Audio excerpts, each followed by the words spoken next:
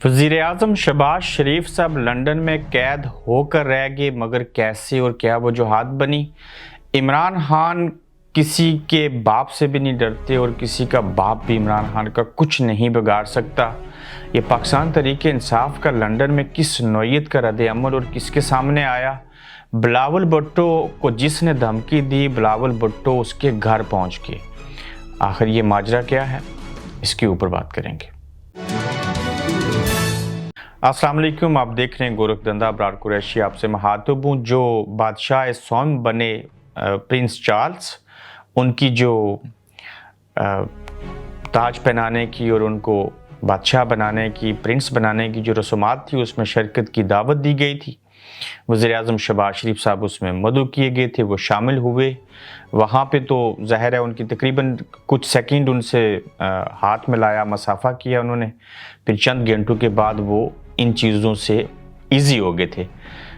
नवाज शरीफ साहब के साथ ही उन्होंने वक्त गुजारा, अपने बड़े भाई के साथ वक्त गुजारा। उनको एक मरतबा ऑफिस में मिले और घर के ऊपर भी मिलते रहे। ताहम शहबाज शरीफ साहब जो हैं वो ज़्यादातर महाल हो गया उनका घर से बाहर निकलना और एक तरह से वो कैद हो गए। इससे बड़ी हैरत क्या होगी कि बतौर वज़ीर आज़म होते हुए उनको जब अपने बेटे सुलेमान शहबाज ने नाश्ते के लिए मदऊ किया तो उनको प्रोटोकॉल लेना पड़ा, सिक्योरिटी हायर करनी पड़ी और उसके बाद वो सुलेमान शहबाज साहब का जो घर था उससे ही थोड़े दूर जाके उन्होंने बाहर नाश्ता किया और नहायत ही दुश्वारी का सामना करना पड़ा। और इस तरह से उन्होंने वहाँ नाश्ता तो कर लिया। सिक्योरिटी इसलिए चाहिए कि लोग जुमले कसते हैं, क्योंकि हमारा एक कल्चर बन गया और पीटीआई वाले जो हैं वो वैसे भी माफ़ नहीं करते, कुछ ज़्यादा हद से चीज़ें कर देते हैं। दूसरी जानिब जो शहबाज शरीफ साहब हैं वो घर में ही ज़्यादातर महसूर रहे, कैद रहे और बाहर ना जा सके, चूँकि उन्हें सियासी रद्द अमल का सामना करना पड़ता था। अब अगर पाकिस्तान तहरीक इंसाफ के लोग ऐसा करते हैं उनके साथ, तो उसकी वजह इनकी अरबों की करप्शन, इनके ऊपर जो करप्शन के केस बने फिर ख़त्म किए गए, सारी चीज़ें हुई इमरान की मोहब्बत में। और जिन्होंने इनको चोर साबित करवाया और किया वो अदलिया, उस वक्त की इस्टेब्लिशमेंट, उनसे ही आप सवाल पूछ सकते हैं। लेकिन कौम के जहनों में ये जो बात गई कि ये लोग चोर हैं, ऐसे हैं, वैसे हैं, ये जब सड़कों पे निकलते हैं तो यहाँ पे इनको अवामी रद्द अमल का सामना करना पड़ता है। यही वजह है कि हुसैन और हसन नवाज़ जो हैं वो भी पब्लिक में जाके खाना नहीं खा सकते। नवाज़ शरीफ साहब जो हैं, ये कैसी ज़िंदगी है कि वो दफ्तर से बाहर और दफ्तर से बाहर निकली और घर चले गई और वहाँ पे घर के बाहर भी लोग आए रहते हैं। और मुश्किल तरीन दौर है उनके लिए लंदन में रहना। कहीं पे भी जाके जो है वो पब्लिकली नहीं जा सकते, कोई स्पीच नहीं कर सकते, किसी यूनिवर्सिटी में नहीं जा सकते, कहीं शॉपिंग करने नहीं जा सकते, किसी रेस्टोरेंट के ऊपर खाना खाने के लिए जाएं तो वहाँ पे जाने के लिए दुश्वारी का सामना है। तो देखा जाए तो ये लंदन के अंदर शहबाज शरीफ साहब वज़ीर आज़म एक रियासत पाकिस्तान के होते हुए लंदन में एक तरह से जैसे कैदी होता है उस तरह से कैद होकर रह चुके हैं। इमरान खान को किसी का बाप भी कुछ नहीं कर सकता। और इमरान खान के हवाले से ये अल्फाज पाकिस्तान तहरीक इंसाफ के कारकुन ने उस वक्त लगाए जब पाकिस्तान के वज़ीर दिफा जो ख्वाजा आसिफ हैं, उन्होंने दाएं हाथ में सफ़ेद कलर की तस्बीह पकड़ी है। उनके सामने लंदन के मकामी 2-3 सहाफ़ी खड़े हैं।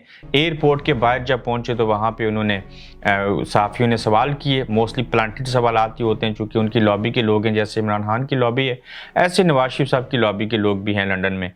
तो उन्होंने जब सवाल करने की कोशिश की तो ख्वाजा आसिफ के दाएँ तरफ इमरान खान के चाहने वाले थे। उन्होंने अपनी वीडियो बनानी शुरू कर दी और जो ही उन्होंने सवाल किया इमरान खान को कब आप सज़ा देंगे या नाहल करेंगे या क्या होगा, तो इसी के ऊपर उस नौजवान ने कहा कि नवाज शरीफ का बाप भी जो है, जुमला माज़रत के साथ बड़ा भयानक है, ऐसे नहीं कहना चाहिए, कि नवाज शरीफ का बाप भी इमरान खान का कुछ नहीं बिगाड़ सकता। और इसके ऊपर ख्वाजा आसिफ जो थे, आपने वीडियो देखी होगी कि उनको सुबकी हुई, फिर वो थोड़े से लड़खड़ाए भी।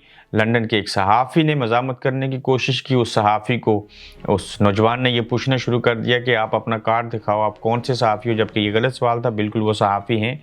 और वहाँ पे मुश्किल हुई ख्वाजा आसिफ साहब के लिए और यकीनन اس کے بعد ان کے لیے ناممکن بن گیا کہ وہ میڈیا سے بات کر سکیں، اور یہ وہ عوامی رد عمل ہے۔ یہ خواجہ آصف نے جو عمران خان کے حوالے سے باتیں کہی تھی، یہ جمہوری ملک ہے، یہاں پہ ہر طرح کا سوال سیاستدانوں سے ہو سکتا ہے، اس طرح کی باتیں بھی کہی جا سکتی ہیں، وہ عوام کے سامنے جواب دہ ہیں۔ اب پاکستان کے اندر پارلیمنٹ جیسے مقدس ایوان کے اندر کھڑے ہو کے دوسرے کے خلاف بول سکتے ہیں، اس کی ذاتی زندگی کو ڈسکس کر سکتے ہیں، سب کچھ کر سکتے ہیں، لیکن جب آپ باہر نکلیں گے تو یہاں یورپ UK کے اندر عمران خان کے بڑی تعداد میں چاہنے والے آپ کا پھر پیچھا کرتے ہیں، نہ تو آپ ان کو کوئی جواز دیں، نہ تحریک انصاف کے لوگ ایسا کریں۔